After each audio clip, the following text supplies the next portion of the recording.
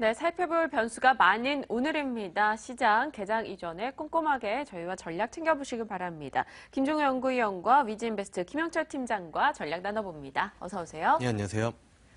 네, 어제 우리 시장 이야기해보자면 여전히 외국인의 매도가 좀 거셉니다. 이제 한 6거래일간 2조 4천억 정도 팔아치우고 있는 상황인데요. 시장 어떻게 판단해야 될지 좀 감이 안 잡혀요. 일단은 뭐 외국인들의 수급을 돌려 세울 만한 강한 모멘텀이 좀 부재한 것이 사실이고요. 그다음에 네. 일단은 뭐 미국 시장에서 이제 FOMC에 대해서 이야기들이 좀 많이 나왔는데 뭐 지난 시간에도 말씀을 드렸지만 유사한 패턴이 계속 이어지고 있다. 그러니까 FOMC 전으로 해서 이제 조정을 받고 발표 이후에 이제 주가가 반등하는 흐름들인데 이번에도 역시 좀 마찬가지지 않을까 이렇게 좀 보고 있고요. 그다음에 이번에 좀 다른 부분들은 유가 이슈가 같이 맞물리면서 하락을 했다라는 부분들인데 어제 이제 그 옐런 의장 기자회견에서도 얘기를 했지만 유가가 이제 뭐 미국 경제에 도움이 될 것이다. 이러한 이슈들이 같이 맞물리고 그다음에 유가도 좀 반등을 해주면서 미국 시장 전 업종이 다 상승을 했지만 에너지 업종이 좀 강하게 움직였었던 부분들 그렇기 때문에 국내 시장에서도 뭐 흔히 정화조라고 하는 그런 기업들 낙폭과대주들이 좀 반등을 하지 않을까 이렇게 좀 보고 있습니다. 근데 단지 이제 낙폭과대의 반등이지 이게 추세적인 전환으로 만들기에는 시장의 기초 체력이나 아니면 모멘텀이 상당히 부재한 부분들이고요. 그 다음에 아마 오늘장에 개장 전에 나오는 대부분의 뉴스는 그 FOMC, 그러니까 뭐 컨시더러블 타임이 뭐 페이션트, 비페이션트로 뭐 바뀌었다라는 이 이슈들 그리고 뭐 내년 그 두 차례, 그러니까 3월 전까지는 금리 인상이 없을 것이다. 사실 개인적으로는 뭐 시간이 좀 길면 이 부분들을 좀 디테일하게 얘기를 하고 싶은데 이 앞전까지는 그런 코멘트는 없었거든요. 차라리 뭐 기간을 정해주지는 않았지만 오히려 기간을 정해졌다라는 거는 그 이후에 변화가 나타날 가능성이 좀 높다라는 부분들 때문에 그 부분들 좀 생각을 해봐셔야 되지 않을까 이렇게 좀 보고 있고 개장 전에는 FOMC 이슈가 뭐 줄을 이을 것이고요. 개장 후에는 제일모직에 대한 부분들이 뭐 시장 뉴스로 계속 나올 텐데요. 제일모직이 상장이 된다라고 하면 아무래도 그쪽에 관심이 많이 쏠리다 보니까 기타 물론 이제 오늘은 FOMC 때문에 전 업종들이 좀 긍정적으로 움직이겠지만 개장 후에는 아마 제일모직에 좀 쏠리면서 기타 업종들이 좀 소외받는 흐름들도 뭐 오늘 그리고 한 이번 주 정도 2, 3거래일은 좀 나타나지 않을까 이렇게 좀 보고 있습니다. 네, 해외 이슈 속에서 또 국내로는 오늘 제일모직 상장이기 때문에 그에 따른 자금 쏠림이 있을 수 있다 판단해 주셨고요. 자, 김 의원님의 시각은 어떻습니까? 현재 시장 뭐 짧게 한번 코멘트해 주시면요. 뭐 한마디로 하락을 좀 속도 늦추는데 도움을 줄 뿐 그 이상도 그 이하도 아니다라고 보고 있고 외국인 매도 이어진다면 시황과는 여전히 보수적으로 가시는 게 맞다 이렇게 보고 있습니다. 네, 알겠습니다. 외국인의 수급 오늘 꼼꼼하게 체크할 필요 있을 것 같습니다.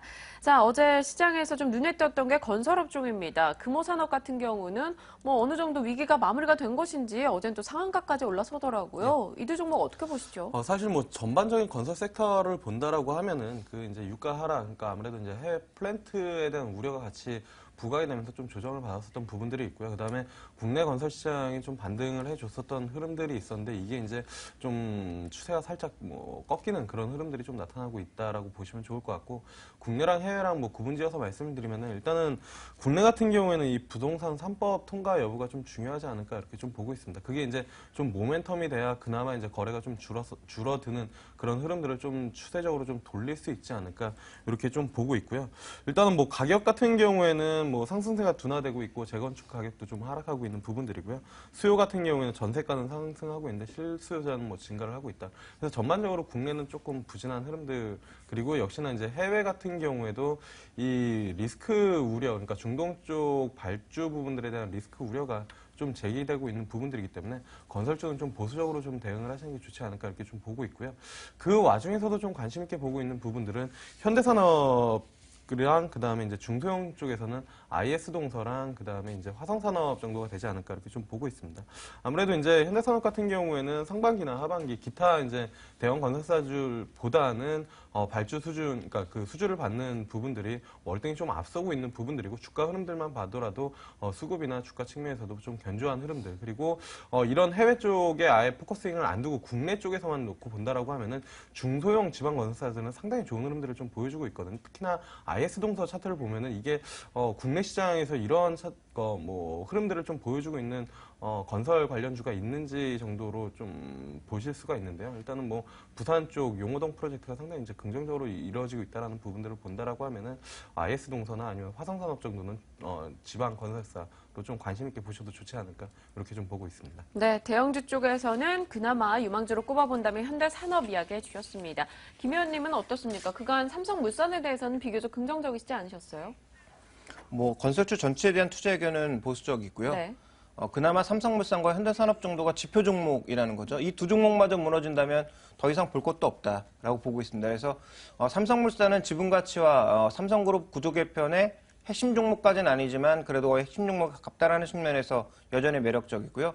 현대산업은 뭐 해외 쪽이 안 좋으니까 그나마 국내 쪽에서라도 뭔가 모멘텀을 뚫어낼 수 있는 현대산업 정도가 지표 종목이라고 보고 있고 두 종목마저도 부진하다면 뭐 건설업종 내에서는 진짜 낙폭과대에는 투자할 메리트가 아무것도 없다 이렇게 보셔야 될 것 같습니다. 네, 알겠습니다. 두 분 다 건설주 전체에 대해서는 일단 보수적인 시각이었고요. 그 안에서 현대산업에 대해서는 비교적 긍정적인 의견 전해주셨네요. 자, 어제 하림과 하림홀딩스 페노션 인수전에 단독 입찰했다라는 소식이 전해지면서 주가가 급락을 보였습니다. 추가 하락이 있을 것인가 어떻게 보십니까? 일단 뭐 추가 하락은 좀 나오지 않을까 이렇게 좀 보고 있는데요. 네. 사실 일단 뭐 시장에서 우려하고 있는 부분들은 이 인수자금에 대한 부분들 그리고 시너지에 대한 부분들 두 가지를 이제 좀 압축할 수가 있을 텐데요.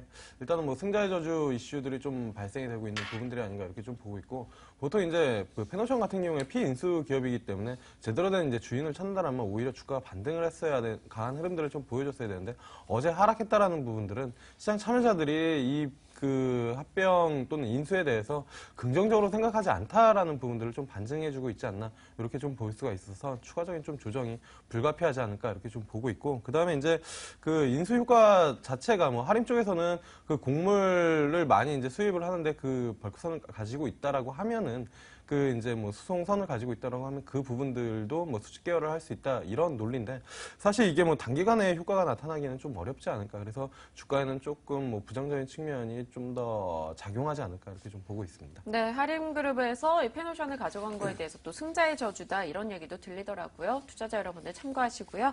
자, 오늘 시장에서 우리가 관심 가질 종목군 이야기 들어보겠습니다. 유망주 어떤 종목일까요? 일단은 뭐 시장 변동성이 좀 큰데요. 그나마 좀 제약주 정도는 변동성에 대해서 좀 완만하게 대응을 할 수 있지 않을까 이렇게 좀 보고 있고요. 그 중에서 이제 환인제약이라는 종목을 좀 관심 있게 좀 보고 있는데요.